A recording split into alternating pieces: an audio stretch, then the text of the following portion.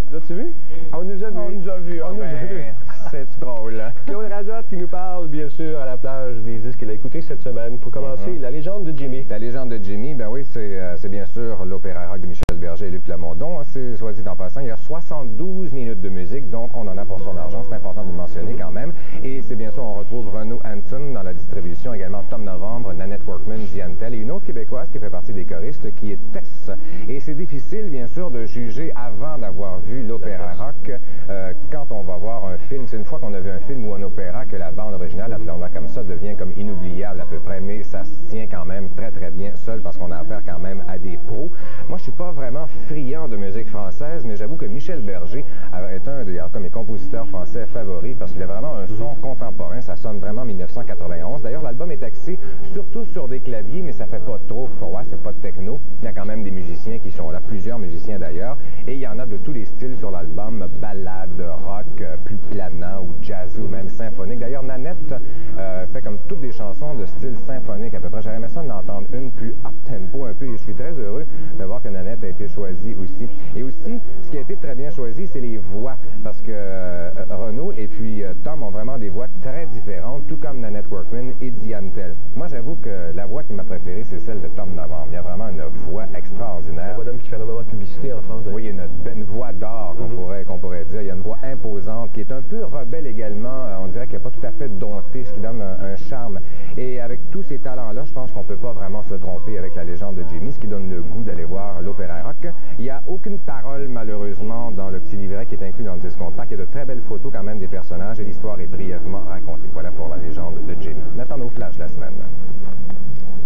Miss Controverse, Madonna y va de quelques paroles grivoises sur le maxi de Justify My Love. Les remixes de Chef Petitbone sont bien réussis, mais détruisent un peu l'atmosphère de la version originale, qui, à mon avis, est la meilleure. Et les mix sont en Q-Sound.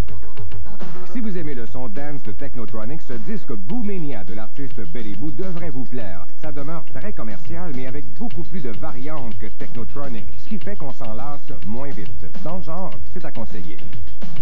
Lorsque The Mission est entré en studio pour l'album Carved in Sand, seulement la moitié des chansons furent retenues pour l'album. Les autres, oubliées, sont maintenant offertes sur Grains of Sand, album qui plaira sans doute aux fans du groupe. Moi, je l'aime bien en tout cas. Dans un style totalement différent, The Posies, eux, puisent leurs inspirations dans les années 60 et 70 avec des sonorités non loin des Beatles, The Hollies, David Bowie ou T-Rex. Dear 23 fut réalisé par John Leckie, bien connu pour son travail avec The Stone Roses. Catégorie haut de gamme, Uzeb continue sa tradition de produits de haute qualité. Cette fois, il s'agit d'un double laser enregistré en spectacle lors de leur plus récente tournée. En tout, 116 minutes du meilleur jazz québécois.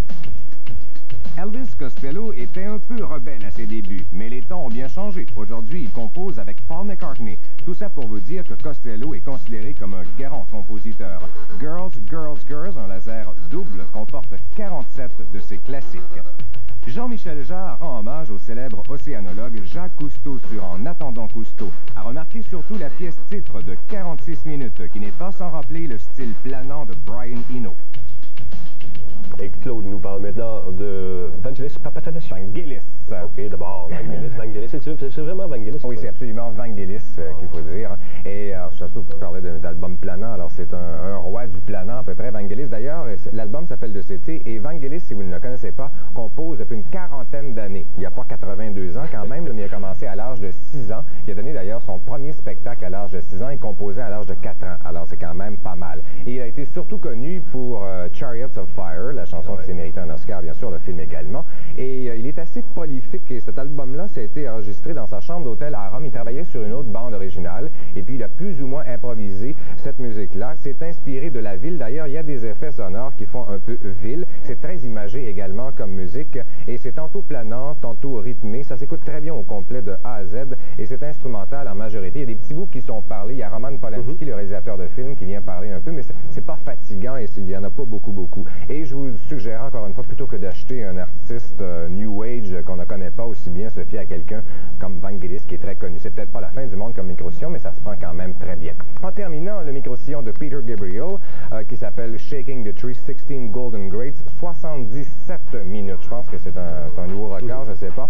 Mais et je fais rarement la critique de compilation parce qu'on trouve rien de neuf, mais quand c'est un artiste aussi génial que Peter Gabriel, ça change un peu parce que j'avoue que je respecte énormément Gabriel. Pour moi, c'est un vrai artiste Gabriel, complet à 100%, qui n'a jamais cessé d'évoluer dans toute sa carrière. D'ailleurs, c'est toujours entouré des meilleurs, comme il y a Robert Fripp, excellent guitariste, Kate Bush également. Il y a 2 chansons d'ailleurs avec Kate Bush qu'on retrouve là-dessus. Aussi Daniel Lanois, également Stuart Copeland. Et il nous en a fait connaître aussi comme Manu Katché, également Tony Levin. Et la photo de la pochette est d'un photographe new-yorkais fortement controversé qui s'appelle Robert Mapplethorpe, qui est décédé malheureusement il y a une couple d'années du sida. Il avait 42 ans à l'époque. C'est un très bon photographe, Mapplethorpe. Et à remarquer surtout, il y a Here Comes the Flood que Gabriel a réenregistré simplement au piano acoustique. Je ne sais pas quelle est la raison principale, mais en fait, c'est un de ses classiques. Également, il y a Shaking the Tree, la chanson qu'il faisait avec Youssou N'Dour, qui a été remixée, et un vieux mix de I Have the Touch qui n'était jamais sorti. Et le son est excellent. Et sur le disque, on retrouve tous les classiques, Salisbury Hill, I Don't Remember, Sledgehammer, je vais tous les nommer à peu près, Don't Give Up, Biko, bien sûr, Big Time, I Have the Touch, Shock the Monkey. Si vous possédez pas de laser encore de Peter Gabriel, moi je vous le conseille parce que ça, plutôt que de acheter la collection au grand complet. Donc, j'ai bien hâte qu'il sorte un nouveau micro-sillon, ça fait 5 ans qu'il n'a rien fait, Peter. Ça sent bien, je suis pas mal ça. Penses-tu là? Oui, tu connais, oui, t'as appelé, oui. On prend des cours de cuisine sushi. OK. Eh bien, c'est tout pour moi. Merci, Claude. Bye bye, Denis. Salut.